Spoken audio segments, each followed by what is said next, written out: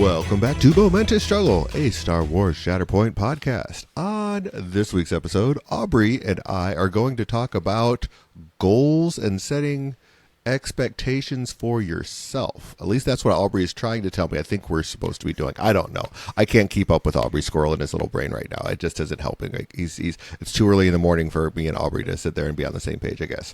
Anyway, Aubrey, how are we doing? Also, I'd like to thank you, sir, but I have upgraded from a squirrel to a pigeon now. There's a pigeon in my skull. Come on now, come on. So we've talked. Have you ever watched? Have you watched the kids movie Bolt with the pigeons that are always like in New York and everything like that? You know, the Disney movie with the dog that thinks he's an actor, but he's not. He thinks he's a real superhero, but he's not. There's pigeons in that one. And so there's like New York pigeons, like this guy over here. And then they got the pigeons in California that are trying to break into the movie industry. It's like, so that's like where my mind immediately went was like, are you the movie industry trying to sit there and make a deal to sit there and get a movie made pigeon? Or are you the tough guy from New York pigeon that's like, this guy over here, he's trying to mess with me. I know this guy. What's going on with this guy? Is that you? No, Todd, children's librarian. The pigeon don't let the pigeon drive the bus. I'm the Mo Willems pigeon. You know, okay. Don't give the pigeon a cookie. Don't let the pigeon drive the bus. I don't think I know that one. I know if you give a mouse a cookie, I know that book because of my kids, but no. Wait. No. Okay, now I have to bring you this book because you have to read it to your children. All of them. I don't care that one's an adult and the other's a teenager. You have to read the book to all of them now. I don't think that's going to go well, but all right. I'll just sit there and say Aubrey said so, and it'll probably work out fine. Mm-hmm. Yep. Librarian's orders. We went off the rails in 2 minutes, Aubrey. It didn't even take that long. It wasn't even 2 minutes. I bet we were already off. You let the pigeon drive the bus, and now I know you have no idea what I'm talking about when I say that. What? I mean, I just go listeners. Like half the time when it comes to you, Aubrey. I just let you say what you say, and I'll just agree. I'm like, yep, that's Aubrey. Dear listeners, you have to go to our Discord and tell me, do you know what book I'm talking about? I like this. This cannot just be a me thing. Okay. All right. Todd, how are you? We now know how I am. Perturbed. I mean, because of like the state of things in the world, I'm probably would say that I'm probably perturbed too. But overall not too bad. My daughter had her cheerleading competition. Cheerleading season started last night, so they had the first of competition they go to every year. Is called the Desert Kickoff. So they did that yesterday. Luckily, I had to go for the second half of it. My wife was there the entire time. So her first competition was at 8:30 in the morning and then her last one was at 6:30 at night. So all day, but any parent that has like had their kid in soccer or any type of a club thing understands that, those are all day activities and always happen. I mean, because my youngest is in track. So we go to a track meet. We're there all day. But it was good. Like she, for her division for Palmline, she took first place. And for her division for the cheerleading, they took second place. And their only loss was to basically the team that they lost to in cheer was to the actual grand champion of the entire event. So the grand champion's like whoever gets the highest score out of every competition, every division, everything, whoever has the highest score gets that award. That's who they lost to. So it's like, okay. That's fair. Yeah, losing to them is like not a bad thing in any way. So no, that was my day, and of course just still, when it comes to Shatterpoint, just painting still, I'm getting pretty close to done with the core set for that new player. So almost there. I got 4 more minis and just like the finishing up terrain pieces of it, which is not a whole lot. So doing pretty good, all that. How are you doing as far as Shatterpoint stuff's going though? This week I did not get any games in. I had a library conference, the annual Arizona Library Association conference this week, so I was out of town for a couple of days for that. I know sounds very official, doesn't it, Todd? It does. It sounds like Aubrey's doing big things It's big people's talking about books. Yeah, yes. Well, given that the Institute of Museum and Library Services is essentially non-existing right now, things are a little odd this year. We're doing a lot of advocacy meetings, and for example, I don't think people realize, like, for instance, the Arizona Library Association pays a lobbyist to be in Washington, and well, I mean, this person has more than one organization that they work for, but we pay a lobbyist to bring concerns about Arizona library bills or stirrings politically. They will take them all the way up to Washington and operate on our behalf. And this year, all of the grant funding that exists in the state is basically at the state level. There is no more money at the federal level for libraries and museums, so things are tight. But hey, at least I'm not dealing with what you're dealing with, Todd. It's still indirectly impacting us. And for the time being, we'll see how it all goes. But yeah, no, I mean, when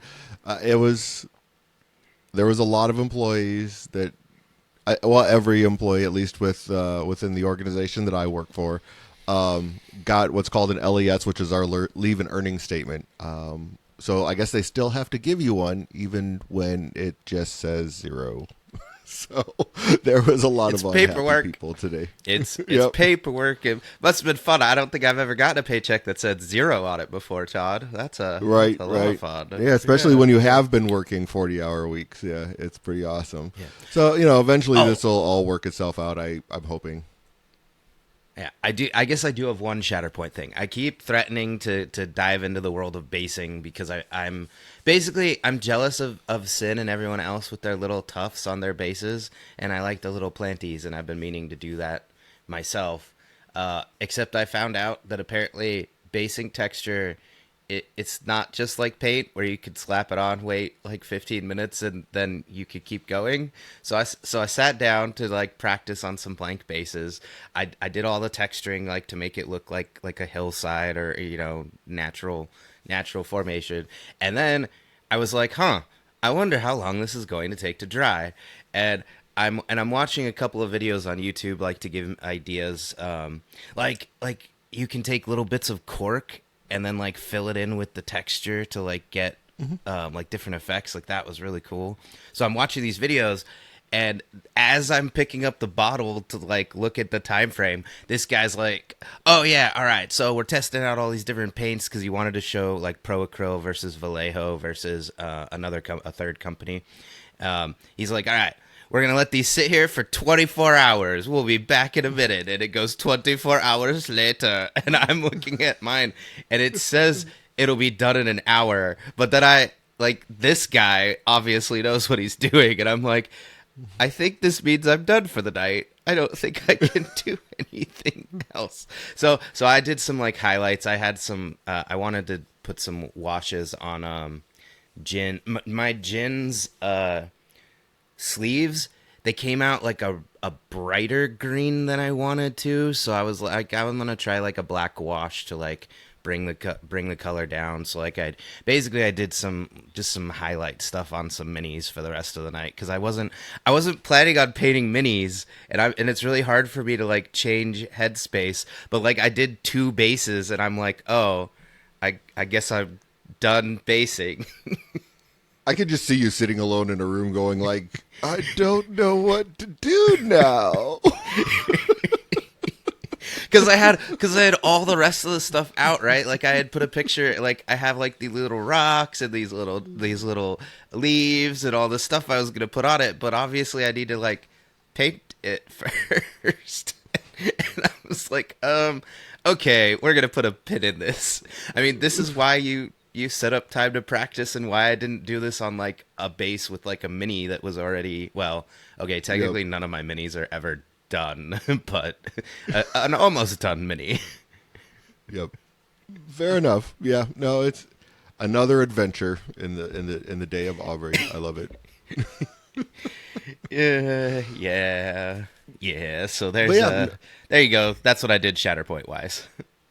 nice. Yeah, no, I mean we had our meetup. Unfortunately, the person that I was supposed to I have my last game that I need to get in with ended up getting sick and wasn't able to meet up. But we still had, gosh, I want to say like there was like 9 people that showed up to the meetup this weekend or on Wednesday at the store. So I mean we're having a pretty good just normal meetup going on and everything along those lines. Then I think we're 2 weeks away from our end of league tournament, so that'll be good times. I know you can't make it because you have to work or something. Just so Yeah. I actually am going to talk to my boss again, and the problem is that November, she and I are the only ones that can cover the Saturdays, which is why I'm working so many Saturdays, and I know we switched a weekend for some reason because she needed something one weekend and I needed something a different weekend,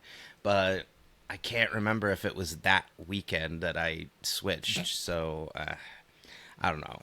Because I don't want to miss the end of league tournament, but yeah, work is work, and my mortgage still exists. indeed it does. All right, well let's talk about your what you want to talk about because end of league tournament kind of probably leads into a little of reason why you're wanting to have this conversation because of how you've done in the last couple of tournaments that we've had. Yes, I will say, after coming home going 0-1, I had a draw in the last tournament, so I won no games, and then I got a true draw at the end. Admittedly, again, I was helping a player who hadn't played in a long time. I'm not really upset that's how that particular game went, but just like it's not like I was playing a list that was that dramatically terrible. Like, I mean, I'm playing Cassian, I'm playing Kanan, I'm playing, PLC and Jin. Like, it's not like I left Bazin. It's not like I built a rebel list and left Bazin Chirrut out of it. Like, and so I was thinking to myself, well, what was my goal in that event? And like I actually talked this out with Talia. I was like, well, what was I trying to do? And like my primary goal still is to try and construct this like full Rebels premiere list. Well, if my goal is just to win the event, I can't do both of those things. That doesn't Right. that doesn't work. Like, what was my goal? Was my goal to win this, monthly event over at Gamers Guild Tempe, or was my goal to continue to experiment with lists and try to figure out how I can construct a viable Rebels premiere list? And and this also kind of what happened was is I was going into Longshanks because what was I doing in Longshanks? That part's not important. But I was going into Longshanks to do something, and then I saw like my updated like win percentage, and that it had dropped 8 points. Like I already wasn't doing great, but then now like I'm sitting at like 35%, like 1 in 3 games, and Todd Todd knows this, but I was a pretty decent Magic player, not like pro level, but like the best players in that game in the world have like a 65% win rate. And I've tracked my win percent for years in Magic, and I always rested around 55 above a coin flip. So I was like, man, I was kind of feeling it a little bit.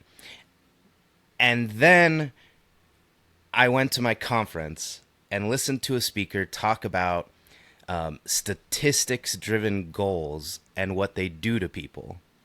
But before I dig into that, Todd, what are your initial thoughts? Do you see where I'm going with this?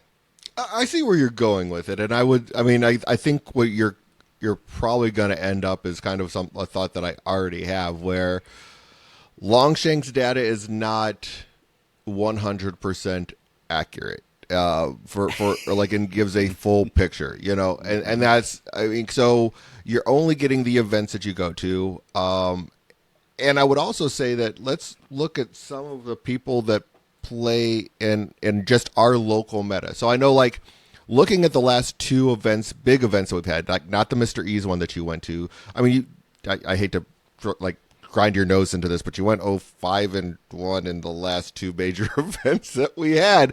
But who did you play against, though?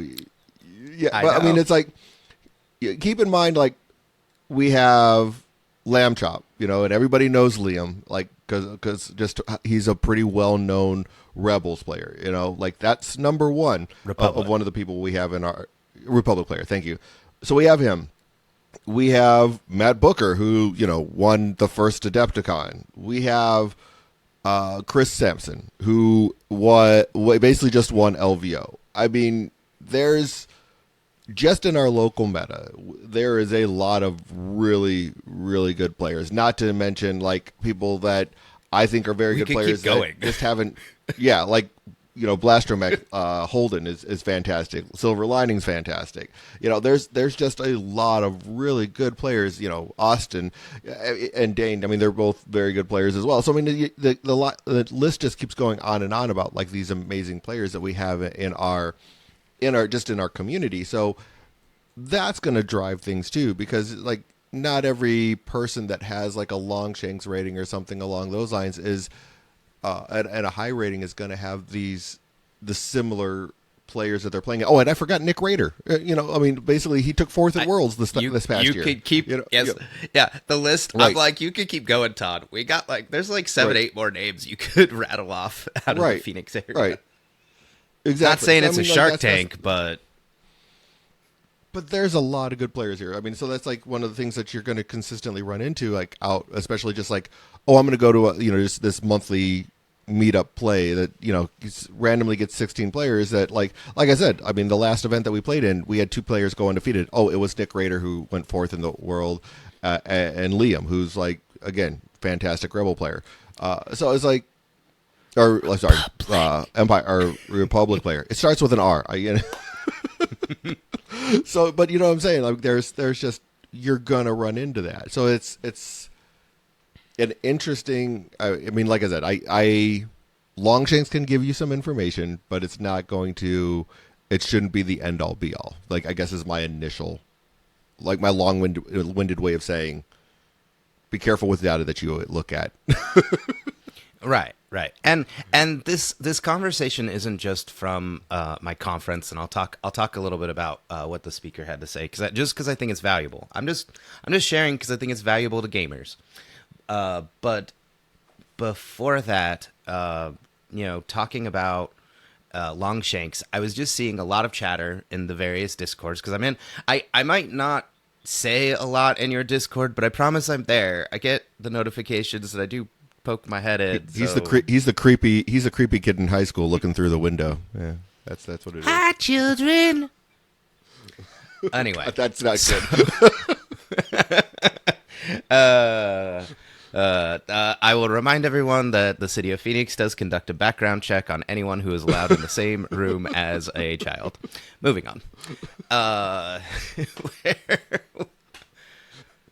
Where was I? Longshanks. There was a lot of people talking about like, I mean, who's going to be the next target for the bounty trophy over in Rogue Support, because Sam Sweeten's got like 21. He's like 21-0. He's on a tear right now, and there was a few other players all talking about like, who's the highest ranked CAD player? Who's the just Longshanks, right? And so it got me thinking between like my little like, I am getting my teeth kicked in a little bit. Like even in the league, I've gone, just so you know, I know it's not done, but I've gone 3-3 in the league. Like that's my record, which that's not bad. That's decent. That's better than the last 2 events I was in. Mm-hmm. But even the league before that, I had a pretty low record. So all of this kind of coalesced into my brain at the same time that I went to this event where the speaker was discussing burnout, and specifically that a lot of the reason why government workers may have a tendency to experience burnout is because often our performance metrics are tied to our statistics. You have to always be growing, have 10% more people doing this, 20% more people showing up for that, increase your efficiency by such and such percent on this task. Is that your like I've never worked for the federal government. You guys do the same thing, right? You're always setting goals like each year tied to your performance, or no? Because that's local government. Yeah, I mean, yeah, everything's still performance based. Like, did you hit this metric? Did you not hit this metric? Type of a thing. There's a more. It's not 100% that way. But there's like, it's always going to be. Here's the arbitrary number that, like, for me as a supervisor, it's here's the arbitrary number your employees need to hit. Did your employees hit that arbitrary number of performance and stuff like that? So like, it's still that same type of thing where it's like, okay, here's the metric that needs to be hit. Did it get hit? And did it get hit by this percentage or this percentage type of a thing? And they said, like, was it 99%? Was it 95%? Yeah. So it's the same thing. Okay. Yeah. Yeah. That's what I figured. And the speaker was just making the point that if all you do is ever tie somebody's worth, somebody's value as an employee in this context to just those numbers, just those metrics, then when inevitably something outside of their control happens that causes those numbers to change or shift, because ours, we don't have like metrics we have to hit necessarily. It's tied more to like, did we continue to grow a population of users, kind of a thing. So always be expanding, I guess. In any event, she was making the point that once you do that, as soon as the numbers don't go your way, you're going to have a huge impact on morale, and people are going to start judging themselves based on something that truly they didn't have control over. And that instead we should be focusing on the stories of what happened along the way, success or failure. Like, focus on telling what people did accomplish, what was important during the year, and moving toward a more qualitative approach. So, to bring it over to gaming, how do we think that works, Todd? Does it matter if we're just looking at numbers?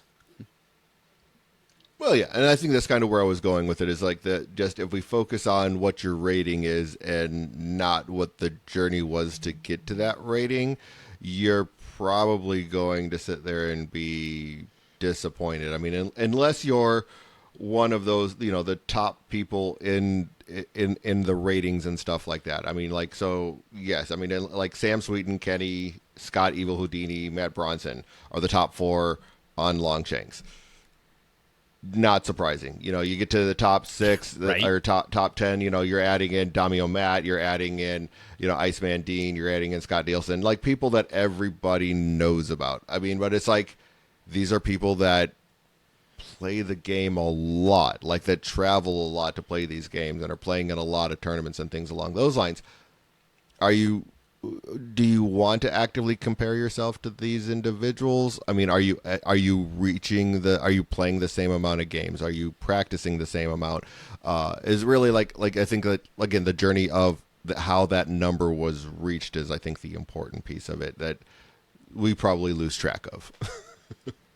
Yeah, see, okay, that's where I was going at. Because, all right, by comparison, I was then like, well, all right, let's pick somebody who I know plays a lot of games. So I hopped over to Matt Booker's. I was spying on you, buddy. It's okay, don't worry about it.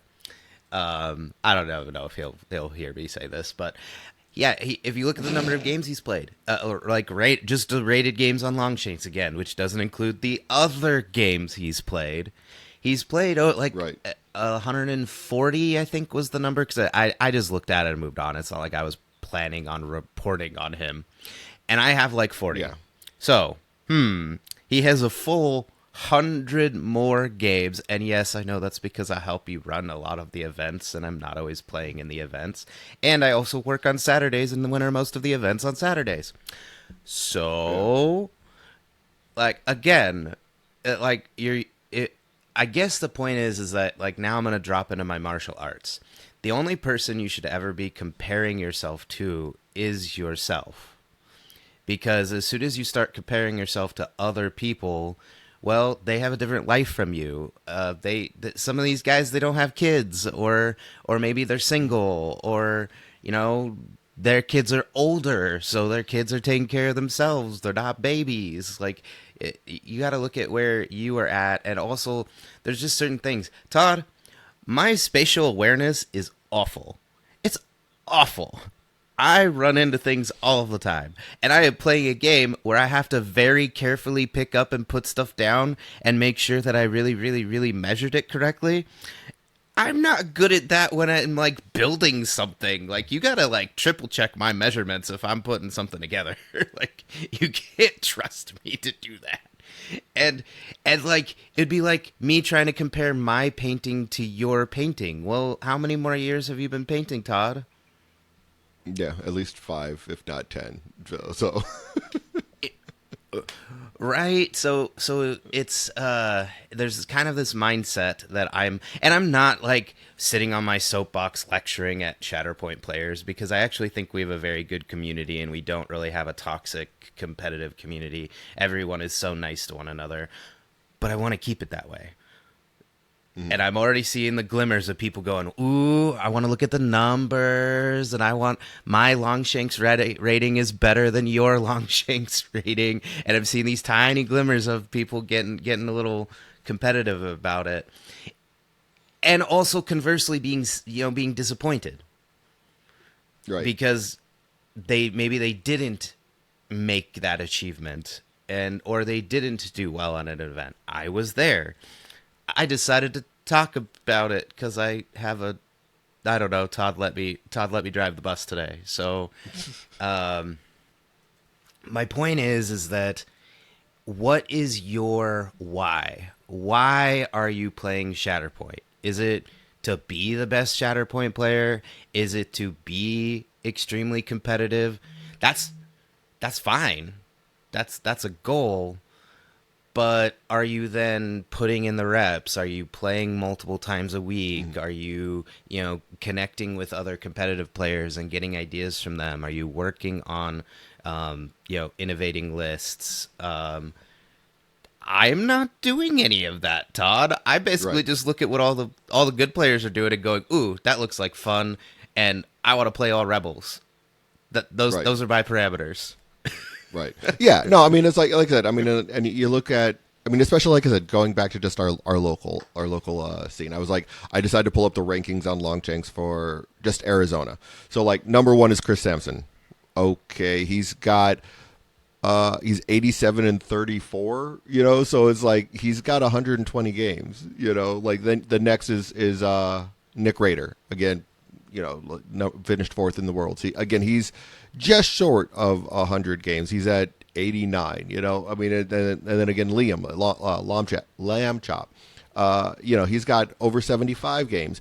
These are the top 3 rated players in Arizona, and that's they're putting in the work to get to that point. They're playing lots of games, and that's just the games that are showing up on Longshanks. That's not including the weekly meetup that Liam is at every week, and I'm sure Nick on his side of town is at his meetup every week. Chris is playing games multiple times a week that probably aren't even, aren't being recorded in any way. So I would say that more than likely over the and this is just over the last year, but probably over the last year, these guys have probably played twice as many games, if not more, than what we're seeing just on Longshanks, just from playing practice games and putting the reps in with the stuff that what they're taking. I mean, Chris didn't just go, you know what, I'm going to play Iden Vader 1 at LVO and not practice that at all.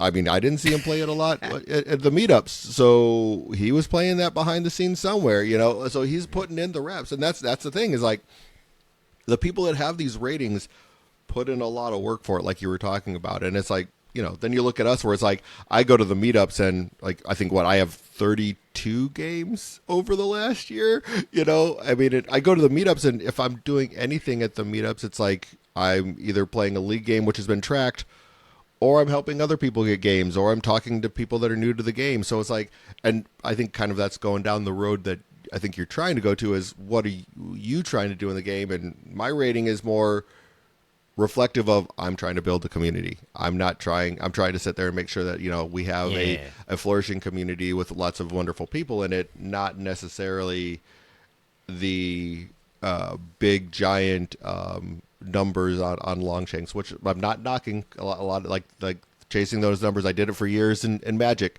so I get it. I've moved Yeah, to a me different too. place. Yep. Yeah. So yeah, no, I Yeah. kind of get where you're going.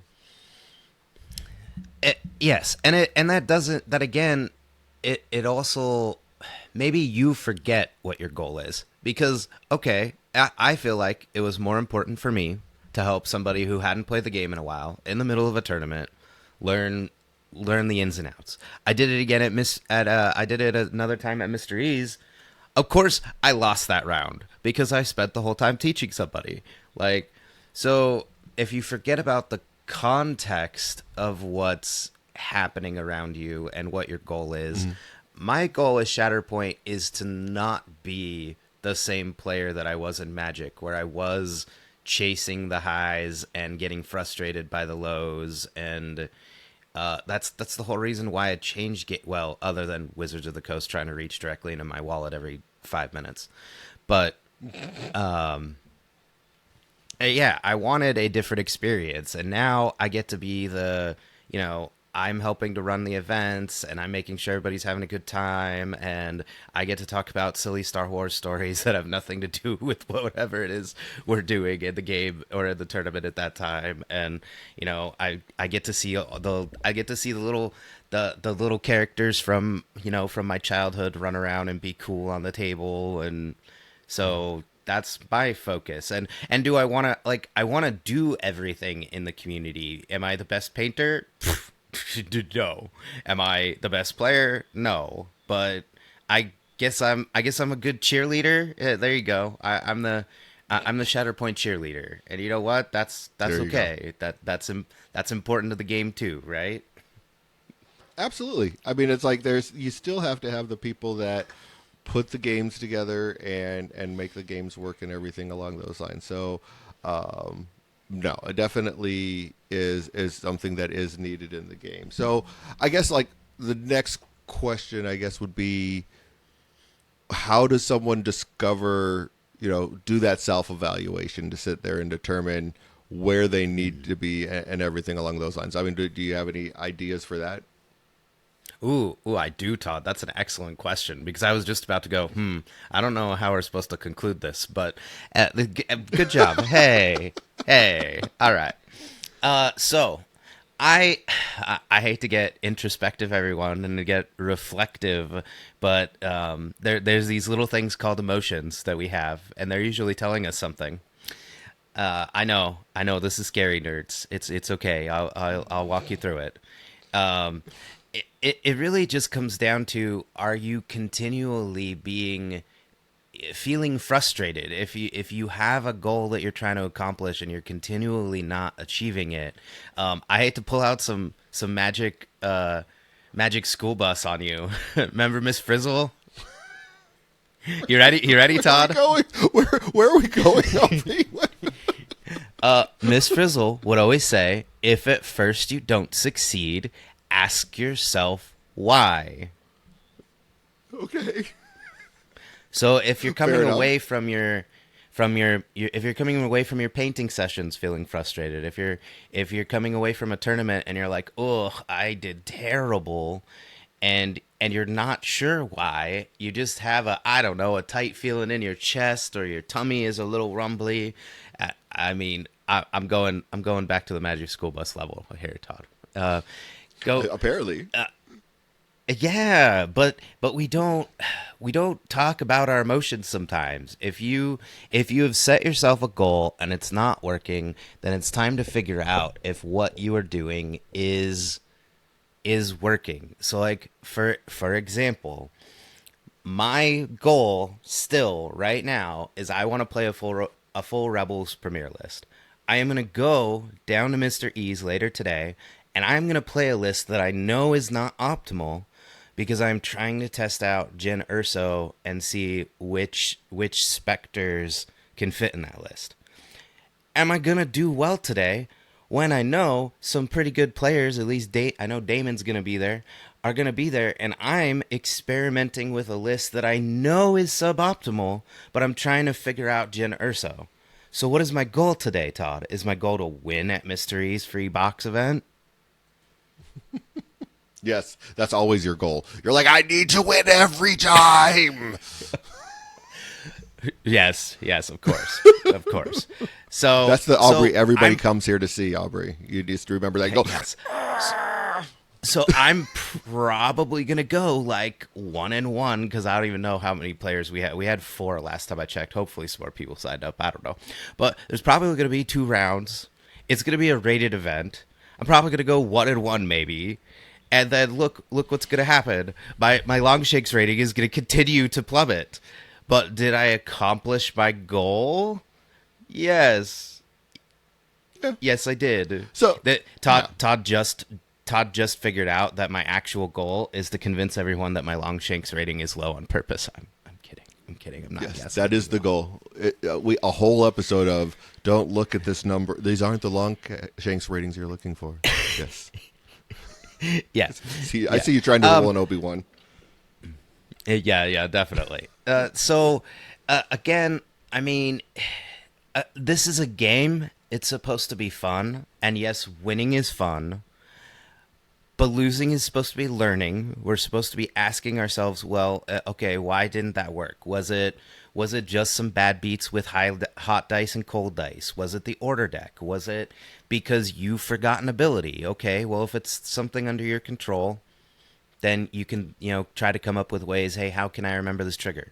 Hey, I've seen people with highlighted not order deck, character cards where they have little stickies reminding them this trigger, that trigger, this trigger, that trigger, so that they I mean, if it's something under your control, then try to evaluate it, try to improve that. If it's something outside of your control, like the fact that I'm apparently getting beat on by the top 3 the top 3 players in Arizona every other week.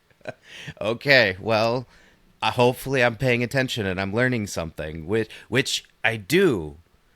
Like Matt Booker came over to my table at one point after I had done something, and he was like, "Why didn't you do blah blah blah blah blah blah blah?" Which I know we talked about in the last episode. That's why I'm not reiterating it here. Give me the full, because that's not the point. Yeah. Listen to the last episode, and I was like, "Oh, so did I win that game? No. Did I learn something that I will actually remember? Well, okay, the remembering part is hard, but maybe I will." I will remember and improve. So I guess this is my episode for I know there's also players out there that they're trying to grow their community, they're trying to grow the tournament scene, and maybe it's only had modest success at first. That's not what I'm talking about. Growth can be slow sometimes. I was painting. My painting only finally improved to a point where I felt okay about it, in the last 6 months. So that means I'd been painting since the start of Shatterpoint, right? So that's two years of me painting. There were colors on my model, Todd. There were colors on my model, and now I'm finally improving. So that's I guess that's a caveat. If your goals are aligned, you are taking the right action, and you're only seeing a little bit of success. It does take time too. Right. These are not easy things we're talking about. Right. Yeah. I mean, and I would and the journey's not always going to provide immediate success. I mean, I would go back and look at when I first started doing the weekly meetups at Gamers Guild, there was times where it's Todd shows up, no one else is here, and maybe for 3 weeks in a row I get nobody, one person, then nobody, 2 people, and that's. But I just kept on going back and okay, just let's see what happens. I'll keep bringing my stuff, keep showing up. I mean, and eventually it's grown to where, okay, now there's 8 people showing up. But it's like, so that's kind of the thing, is like, my goal was to sit there and grow the community. But you know what? That first year was a lot of like a lot of weeks where like it was just me sitting there drinking a beer by myself, waiting to see if someone shows up, and that was about it. So it's I think that's one of the things to keep in mind, is like the goals are not always going to provide immediate results that are going to look successful. So I mean, it's, if your goal is to have that high rating, well, you might have a 300 rating, a 400 rating for the first year, and then as you know, learn to play the game, get better at the game, your rating slowly goes up. So that's something to keep in mind, is like, have temper your expectations of how you get to achieve that goal. Also, it's not just a, this is my goal, I'm going to make it happen, and it happens. I mean, some like you were saying, sometimes you have to take a step back and go, okay, the goal's not working. You know, I'm not hitting this goal. Let me reevaluate where my goal is, and if I can truly, you know, achieve this, or is there another way to go about it, and things along those lines. So I think there's a lot there. That was, I guess, with that. I don't know. What do you think? No, no, I'm in full agreement there. It's that is the last thing, and this can be hard. I have to tell my employees this a lot of the time, that you may not be successful immediately when trying a new thing. For example, I'll even tell on myself. It's very important in libraries that we actually hit everyone that we can in the community. Like, yes, most often the people who use a library are families with young children, and you know, seniors that are retired and they're looking for more entertainment. And then the next distant third is like job seekers and job help. Like those are the those are the three our three major demographics. But then you have everyone else who isn't in one of those three categories, and we try to reach out to them. For example, I've been working for over a year to try and bring more teens into the library. I have a nice separate teen space. We do events every week, and I've done outreach at multiple schools where I've told them what we're doing. Whew, it has been over a year and it is still not working. And we're almost reaching the point where what I have noticed is that when the teens show up, they're usually carting their younger siblings along with them. So in this neighborhood, it's quite possible that these teens are just on babysitter duty. Or, you know, or doing sports, or doing other, like, there's always other stuff competing for that age group's attention. Like, I'm not trying to get every teen in the neighborhood to come over there, just the ones that aren't already busy, right? And so after about a year, my boss and I are talking about it, and like, we're probably going to change my teen events to basically be an after school event for all ages, because now I'm changing the target. Now I'm thinking I need to just target the teens who are stuck on babysitter duty. So, so my goal is changing. I'm still trying to accomplish my task, which is to get more teens interested and invested in the library, but I'm going to have to accomplish it a different way. So that's another thing to keep in mind with your goals. You might have the right goal but the wrong execution. Right. Yeah. So that's, I think that's probably a good point there, is that you're not always, you sometimes have to self-reflect on how you're accomplishing your goal. Like, it's like, oh, this is my goal, I'm going to do it this way. And you can't keep pounding that square peg into that round hole, because it's just not going to work. You know, it's an exercise in futility. So sometimes it's taking that step back and going, okay, this isn't working. I mean, and I think I've heard, like, you know, Chris Sampson, you know, has said this. I mean, when you look at, like, his goal is to winning a GT. Well, he took a step back from the list he was running. Okay, what went right? What went wrong? Where is the improvement? And things along those lines. And and how do I improve upon the experiences that I've had to sit there and hit that goal. I mean, and now he's done that. And you know what? I haven't seen him around the store anymore. He's like, I hit my goal. I'm not going to show up anymore. I'm talking to you, Chris. Show up. Just kidding. We're going into the holiday season. Like everybody gets busy. Like basically, like Halloween to New Year's is such a nightmare. Right. Like I. Oh yeah. Sorry, Don't I'm have thinking to about tell the me. events I I'm had running. to. Right. No. You don't have to tell me. I had to. Me and my wife had to do trunk or treat at my daughter's school because of how busy it was. So yeah. No, I get it. But no, I mean, but ultimately, like your goals, you definitely have to, take a look and self-evaluate, reevaluate, and might be something that you have to do every couple of weeks, if like, especially as like, if you start getting frustrated with accomplishing that goal that you set for yourself. If you're like, okay, this isn't working, okay, well, take a step back, get out a pen and pad of paper and do some self-evaluation of like, okay, where is this going wrong? Where are the ways and how can I sit there and improve? Not just like finding the negatives, but trying to find ways to overcome what you are just observing as a negative, even if it, a lot of us might not think it is a negative. Yeah, and you don't have to do all of this by yourself. I'm not talking go out into the wilderness and meditate and hope you have a vision, while you're suffering from dehydration out there.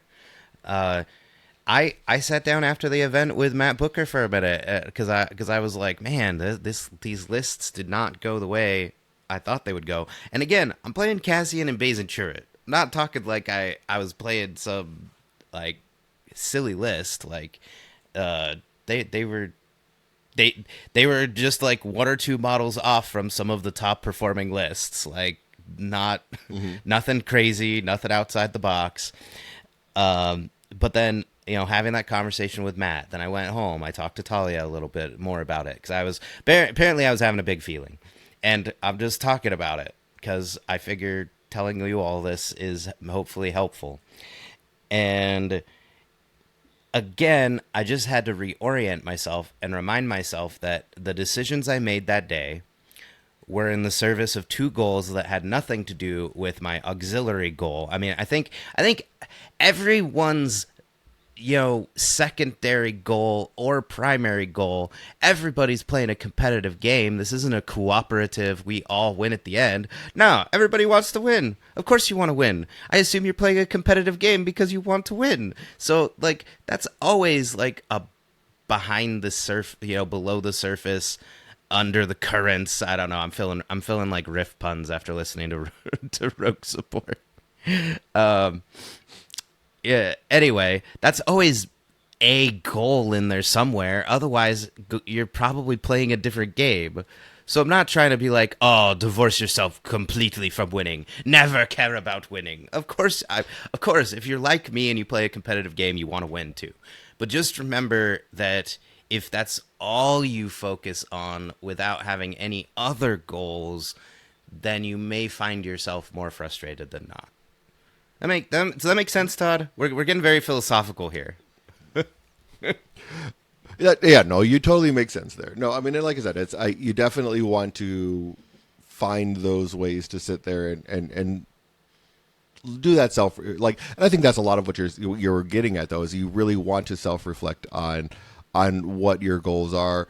I mean, for your own mental well-being. I mean, like I said, like I'm sure, like you said, like we were talking about. I mean, like the last event last couple events you've played in 3 events and won 1 match. It's like if you're not self-reflecting on like that and like trying to find the positives of that, that's going to make you want to probably quit playing and just walk away from the game. So I think that's something that we don't want players to do. We want them to be able to sit there and, have someone to kind of bounce things off of. And there's plenty of people in the community that you can do that with. I mean, you could just randomly reach out to just about anybody. Be like, hey, I have questions about this. Can I talk to you about it, type of a thing. I mean, and there's a lot of that happens in like just, going to weekly meetups and stuff like that too. I mean, that's not always what you're going to have in community, but you know what? Discords are really great for that too, just to sit there and have those conversations and see who who provides that type of support. So there's definitely a lot of that going around within all of the different discords and everything along those lines. Right. I mean, so there's not like there's that many TOs running around in our communities. I mean, we talked behind the scenes with Damio Matt, and we've chatted with Redman. It's Redmando 2 does most of the TOing down there, right? Yeah. So I believe so. So we've talked to him before. We're chatting and trying to share tips, or like Dion up in Minnesota, he's trying to grow the community up there, and it's like slow but steady going on. So we keep talking. Mountain Mike up in Colorado trying to grow stuff. Yeah. Right, and you were on Coordinated Fire, and you were sharing them, some of the ideas of what we did when we're trying to make 2-day events and how to make it work better. So, like, there's a lot of good players in the community, and nobody's hiding their tech. Nobody's being secretive. Okay, maybe a couple weeks before the GT, like when lists are getting locked in. All right, maybe they play in the cards a little close to the vest. Like, not saying competitive players aren't going to compete, but for the most part, like, this community is full of people that, like, if you want to become a better hobbyist, we got you. If you want to become a better player and competitive player or casual player, we've got you. There's lots of people you can reach out to if your community is small. Because I know we got players in some areas, and they're like the only one, and they're like playing the game with their family because there isn't a scene, which is perfectly fine. Hey, that's okay. Absolutely. Yeah. So I mean, there's definitely, like I said, there's people within the community you can always reach out to and have conversations with for sure. But I think that kind of brings us up to unless you had any other closing arguments that you needed to make, counselor. Closing arguments. No, just remember, what is your story? That's all we are in the end. We're just stories running around and living our lives. So figure out what you want your story to be, and then hopefully you will be able to handle things when the bad beats come. Spoken like a true librarian. What is your story? Got it. All right. Well, to close things out, as always, I definitely want to sit there and thank all of our listeners. You guys are fantastic. We appreciate you. You are the reason why we keep doing this, even though I said I was going to stop after 100 episodes. So you know what? I'm still doing it, and Aubrey won't let me quit now anyway, so that's fine. But no, I definitely who am I going to talk to? You guys. Well, you talk to yourself a lot. I mean, let's be fair. Like, how many times do you just see yourself wandering around talking to yourself? Okay, fair. But no, definitely appreciate each and every one of you. If you want to support the podcast, the best way to do so is to join the Patreon. The link for that will be in the description below. As always, we know that is not for everyone. You can also support us by rating, reviewing the podcast on whatever podcast platform you're listening to us on. Or if you're watching YouTube, you can definitely like, subscribe, leave a comment. Let me know what I said wrong and what you disagree with, and why Aubrey is being silly with this whole philosophical nonsense that he's talking about. We want to know. Anyway. Other than that, I do again want to thank everyone for listening. And to close us out, just a quote from Obi-Wan, or not Obi-Wan. Let's say, it's going to be a quote from Han Solo. Let's keep a little optimism here. May the Force be with you.